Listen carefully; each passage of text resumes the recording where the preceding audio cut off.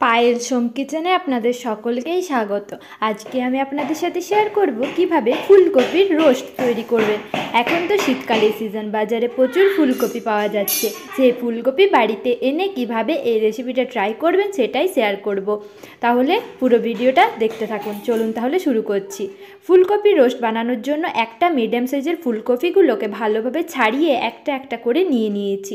এবার আমি প্রথমে ভাপিয়ে নেব। তার জন্য গ্যাসে কড়াই চাপিয়ে জল দিয়ে দেব। তারপর ফুলকপিগুলো দিয়ে সামান্য একটু নুন দিয়ে দেব আর ঢাকা দিয়ে ফুলকপিটাকে 5 মিনিট গ্যাসের ফ্লেমটা লোতে রেখে ভাপিয়ে নেব। লো টু মিডিয়াম ফ্লেমে রেখে 5 মিনিট ভাপিয়ে নেব। ততক্ষণে আমি একটা মশলা তৈরি করে নিচ্ছি। নিয়ে নেব একটা পাত্রের মধ্যে 4 মগজ হাফ টিস্পুন, কাজু বাদাম নিয়ে নেব 4টে, পোস্ত নিয়ে নেব 1 টেবিল স্পুন। তারপর এগুলোর মিহি পেস্ট অল্প পরিমাণে জল দিয়ে করে নেব। ততক্ষণে ফুলকপিগুলো আমাদের ভাপিয়ে নেওয়া হয়ে গিয়েছে। সেদ্ধ করার দরকার নেই, হালকা জাস্ট ভাপিয়ে নিলেই হবে। এতে ফুলকপির মধ্যে কোনো পোকামাকড় থাকলে সেটা সহজেই বেরিয়ে আসবে।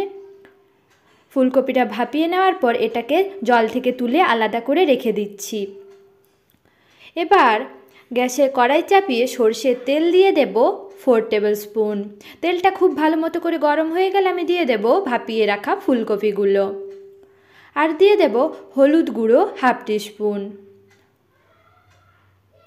হাফ টিস্পুন হলুদ গুঁড়ো দিয়ে ফুলকপিটাকে গ্যাসের ফ্লেমটা হাই টু মিডিয়াম ফ্লেমে রেখে হালকা লাল লাল করে ফুলকপিটাকে হালকা একটু ভেজে নেব। ফুলকপিটা ভাজতে প্রায় সময় নিয়েছে 5 থেকে 7 মিনিট অবধি। হালকা একটু কালার চলে এলেই ফুলকপিটাকে নামিয়ে নেব। দেখুন কালার চলে এসেছে, লাল লাল করে হালকা একটু ভেজে নিয়েছি। এবার এটাকে তুলে রেখে দেব। ততক্ষণে আমি আরেকটা মশলা তৈরি করে নিচ্ছি। ফুলকপিটাকে তুলে প্রথমে রেখে নিচ্ছি। তারপর গ্যাসটা অফ করে একটা মশলা আমি তৈরি করে নেব। প্রথমে নিয়ে নিয়েছি আদা আর কাঁচা লঙ্কার পেস্ট হাফ টিস্পুন, হলুদ গুঁড়ো দিয়ে দেব 1/4 টিস্পুন। যেহেতু ভাজার সময় দিয়েছিলাম তাই হলুদটা বুঝেই দেবেন। নুন দিয়ে দেব 1 টেবিল স্পুন, ভাপানোর সময় দিয়েছিলাম তাই নুনটা স্বাদ মতোই দিবেন। জিরের গুঁড়ো দিয়ে দেব হাফ টিস্পুন, ধনের গুঁড়ো দিয়ে দেব 1/4 টিস্পুন, কাশ্মীরি লাল লঙ্কার গুঁড়ো দিয়ে দেব হাফ টিস্পুন আর চিনি দিয়ে দেব 1/4 টিস্পুন। তারপর অল্প পরিমাণে জল অ্যাড করে এই মশলাটাকে আমরা ভালোভাবে মিশিয়ে নিচ্ছি। এইভাবে আমাদের আরেকটা মশলা তৈরি করে নেওয়া হয়ে গেল। এবার গ্যাসটা অন করে কড়াই চাপিয়ে দিলাম। কড়াইটা খুব ভালো মতো করে গরম হয়ে গেলে তেল দিয়ে দেব 4 টেবিল স্পুন। আমি এখানে সরষের তেলে রান্নাটা করছি, আপনারা চাইলে সাদা তেলেও করতে পারেন। ফোড়নে দিয়ে দেব তেজপাতা, একটা শুকনো লঙ্কা আর গোটা গরম মশলা। আমি এখানে দিয়েছি দারচিনি, এলাচ আর লবঙ্গ। ফোড়নটাকে প্রায় 30 সেকেন্ডের মতো হালকা একটু ভেজে নিচ্ছি। ফোড়ন ভাজা হয়ে গেলে আদা বাটা দিয়ে যে মশলাটা আমি তৈরি করে রেখেছিলাম সেটা এর মধ্যে দিয়ে দিলাম।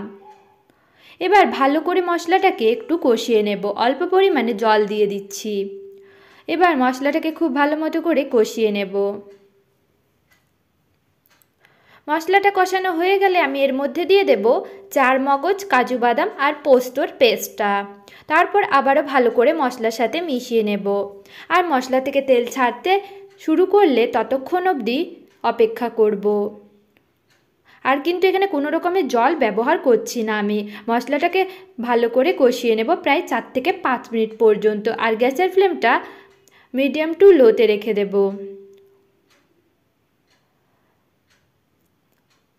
মশলা আমাদের প্রায় ভাজা হয়ে গেছে, মশলা থেকে তেল ছাড়তে শুরু করে রেখেছে। এবার আমি এর মধ্যে ভেজে রাখা ফুলকপিগুলো দিয়ে দেব। আপনারা যদি এখানে আলু ব্যবহার করতে চান তবে আলুটাকেও হালকা একটু ভেজে নেবেন, তারপর এই ফুলকপির সময়ে আলুটাও দিয়ে দেবেন। এবার ফুলকপির ভেতরে ভালোভাবে মশলাটাকে ঢুকিয়ে নেব। এইভাবে করে কষাতে থাকবো প্রায় 5 মিনিট অবধি, যাতে ফুলকপির মধ্যে মশলাটা ভালোভাবে ঢুকে যায়। এবার এর মধ্যে দিয়ে দেব জল। আমি এখানে হাফ কাপ জল দিলাম, আপনারা জলটা আপনাদের বুঝেই দেবেন। ঢাকা দিয়ে 5 মিনিট হতে দেব। 5 মিনিট পর এই ঝোলটা ফুটে উঠেছে আর ফুলকপিগুলো সেদ্ধ হয়ে গেছে। আর শেষে একটু ধনেপাতা কুচি ছড়িয়ে ভালো করে নাড়াচাড়া করে স্ট্যান্ডিং টাইমে রেখে পরিবেশন করলেই হবে ফুলকপির রোস্ট। তৈরি হয়ে গেল খুব সহজে ফুলকপির রোস্ট। ভিডিওটি ভালো হয়ে থাকলে অবশ্যই লাইক শেয়ার কমেন্ট করতে ভুলবেন না। আর আমার চ্যানেলে নতুন হয়ে থাকলে অবশ্যই আমার চ্যানেলটি সাবস্ক্রাইব করে পাশে থাকা বেল আইকন প্রেস করতে একদমই ভুলবেন না। ধন্যবাদ।